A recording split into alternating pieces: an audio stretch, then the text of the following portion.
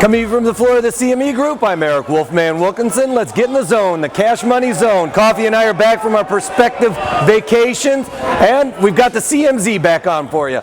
Well, my trip was basically up through Minnesota, across the I-90, checking out the cornfields and the bean fields up there. They're supposedly having the best of all of the United States in terms of crop yield or crop growth perspectives.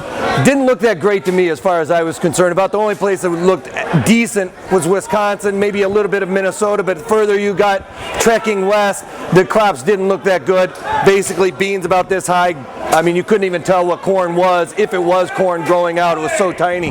But all of this stuff we've been talking about since that USDA report, remember I said that they were talking about it as if it was going to be status quo. Well, the last couple of days, most of these traders and stuff have gone out west and checked out these fields for themselves like I did. And it sent this market the last 2 days up almost 50 cents. Yesterday, we were 30 cents higher in the D's corn. Today, right now, we're up about 22 cents. We were about 27 cents higher earlier, about 5 minutes ago. We're starting to see a little bit of pullback, a little bit of the long starting to cover. But going on to this, we got the beans going higher because it doesn't look like the farmers are actually going to do this double crop rotation because the soil moisture levels are so low. It's really dry out west. Everybody's talking about the dust bowls coming through.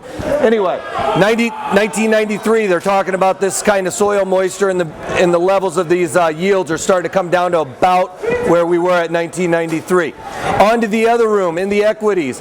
We got the 2-day meeting for the FOMC. We get to find out tomorrow what Ben Bernanke is going to do with this maybe Operation Twist, extend it a little bit further, or as the killer's been talking about, maybe do a twist of the retwist, calling it the Operation Pretzel. Well, tomorrow we get to find out because we've been in about a 2-week lull heading into this meeting. None of the Fed governors are actually allowed to talk about monetary policy. So tomorrow we get our big dose of monetary policy as to see what happens, all right? If you can't take that, take it easy.